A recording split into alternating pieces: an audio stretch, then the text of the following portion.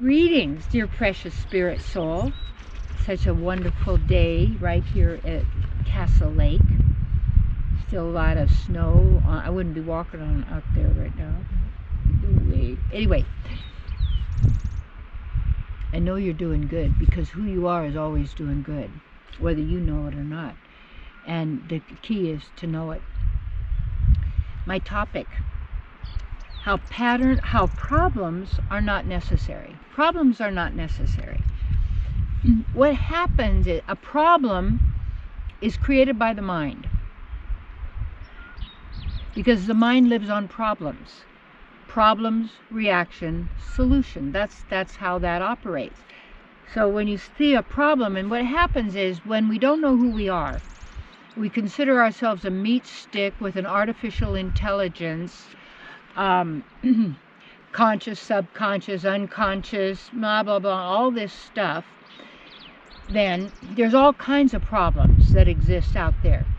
There's the problems with other people, problems like in relationships, problems with children, problems with your boss, problems with your employees, problems with the environment, problems with government people, problems with medical things, problems with education. I mean, all of these cause problems. All of these things cause problems. Technology. Oh, yeah. Oh my God, my computer doesn't work. I lost my iPhone. I can't live. There's nothing left for me now. I mean, it's like, this is pathetic.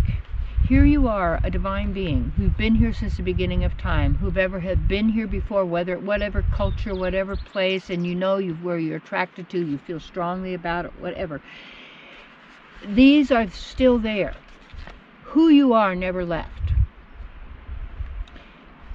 Who you are is already right there in the spiritual realm, however we want to call that. United, unified with Source, partner, and each other already, and as an individual. Don't buy this stuff that relativity, duality, opposites are real, because they, like heads and tails of a coin. You wouldn't have a coin if it didn't have a head or a tail. If it didn't have a head, wouldn't have a tail. If it didn't have a tail, wouldn't have a head, wouldn't have a coin. So but we want to know the value of observation too.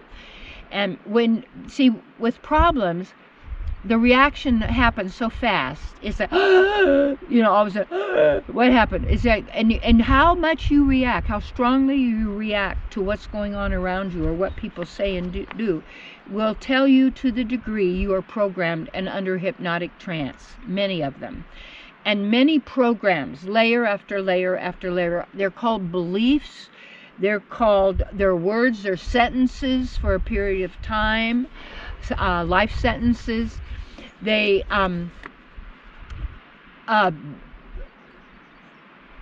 create problems. The mind is, I call it an infection of a virus of some kind of bug. And why is because it distorts a person. It's just like my daughter had the case of Candide that came from other things. And as I researched it a little and found out that the Candide or the gluten and such, a sugar does, feeds this Candide, which is a kind of an enzyme or something that's natural and needed. But when it gets the poisons, it changes. It becomes a monster. It becomes a killer. And that's exactly what the mind is. Because if you believe your mind, you will hate, you will be happy for people to have misery and suffering, you will be envious, jealous of everybody, be afraid all the time, you'll be competing, you'll be lying about people. I mean, you'll do, all these are symptoms, you see. They're all symptoms. I'm a yogi. I mean, that's another layer, but it keeps you active. I clean my house. I mean, it's a lot of work too, because it's a farmhouse. It's 130 years old. There's a couple of ghosts. They're around, I guess. But I told him, you might as well go somewhere else, but they don't bother me. I don't care. Anyway, what the mind does, it's always making up solutions. But where do the solutions come from? They have to come from what the program is in the mind, because the mind doesn't know who you are. It can't, because you're in a whole different realm. Just like I told you when I was up in BC, Canada once, and I was sitting on this deck overlooking this Lions Lake. It was a beautiful place. I had shorts on and something, just, you know, sitting out there getting the sun.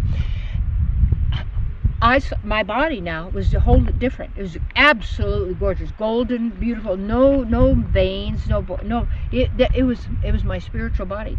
And how I learned about also spiritual body in the studying of the Vedas, you know, in the Bhakti, the Srimad Bhagavatam, Bhagavad Gita, and such.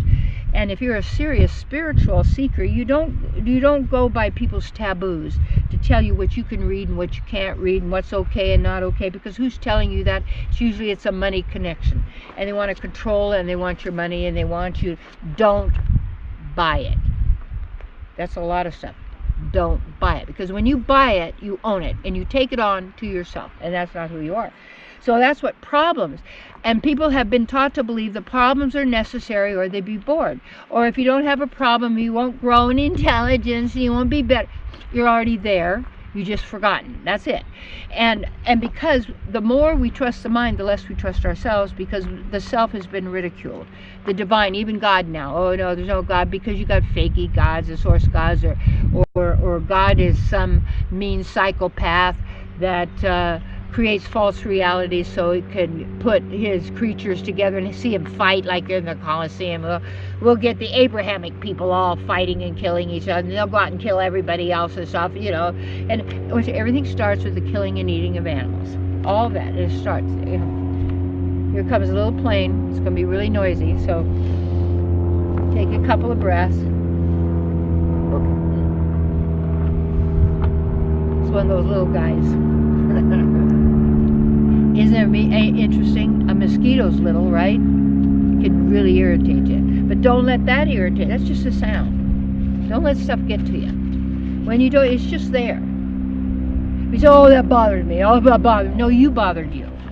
That's what you're bothering you. And it's always judging. Well, it should be better. It should be better. If you did this, it would be better. If you didn't do that. That's a mind. That's a mind. That's a mind. That's all it is.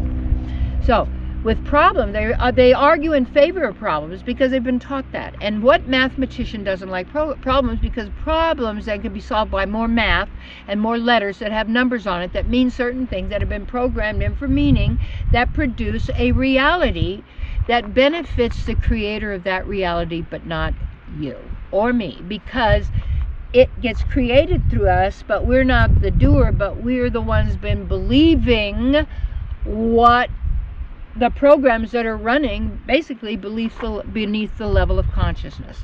That's why you want everything in the unconscious to come up to the conscious and the subconscious to come to the conscious, so you know what's going on. It's like when people say, oh, you can't diagnose your body, it's just too complex. I suggest you get a book, The Amazing Liver and Gallbladder Flesh by Andreas Moritz. Easy to read, understand, find out. Why wouldn't you diagnose yourself? What do they ask you first thing? What's the matter? Well, and you tell them, no, you're supposed to tell me. No, and there is nothing the matter with you.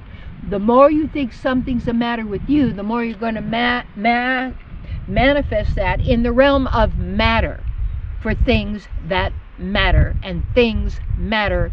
You don't. You're not matter. You are a spiritual divine being. So this problems, reactions, solutions, if we want to really, if we take a look, well, it looks like there's a big problem. Well, because that is the problem, because that's everything you see, even some of these dying trees here and such, and the change in the environment and kind of a dead lake, there aren't any fish in it, is that it's because we solved our problems with the mind instead of natural. And when we're in harmony with nature, then problems are solved. Just like 2 jackrabbits I saw yesterday, and they run fast. Well, we're living way out in the middle of a meadow. I didn't think we'd get any jackrabbits. So what did that tell me? They want to eat my garden. They were looking around. Okay, so what am I going to do? Okay, what's the divine? I'm not going to, most everything I have is in cages anyway, because out where I live, there's so many critters. You've got to have cages and wires and all that kind of stuff. So I'm just forewarned. I just know. You have to know the nature of where you're living. If people live in an area that, you know, could be flooded or could be burned easily, or they could do all these things, well, those things could happen, or maybe not. But I also then would change my consciousness, and this is the key too. It's very easy to get caught up in all the problems of the world, and you be thinking about it, and you can't even go to sleep at night, and then you're crying because of all the problems in the world. None of that you're doing makes any difference. You're not doing anything about it, and what you're doing is feeling sorry, and you're scared for yourself, and that's basically, it's just self-pity and self-terror and all of this kind of thing. Because if you lower yourself, not lower, but if you fall in consciousness into the realm of fear and guilt, you can't help anybody, because that's where they are. And that is an artificial place to be, because it's based on false information about who you are. So you don't need problems to grow. You don't need problems to gain and to be better than who you are. No. There's opportunities, but it's, if you call it a problem and you make it a problem, and you got one problem after another, and now you're trying to figure out how to handle the problem and all this, and there we got all these suggestions and all this, and they all come from the mind. If you go to the heart, and I don't mean being like, you know, like a pushover, like, oh, I ignore what my needs are and what I need. That's not it. You don't give it sacrifice. You give to help others, but you have to help yourself. You have to do both. So we're both individuals and also with a collective. We're unified. We already are. Just activate that. You're already an individual. Stop giving your powers away to some artificial intelligence through media. And these people are artificial intelligence because they're not coming from divine intelligence. It's already fake intelligence, because it's an intel, and it's telling you something from within that you believe, because manifestation happens from within outward. And everybody's manipulating this. Change consciousness, you change your world.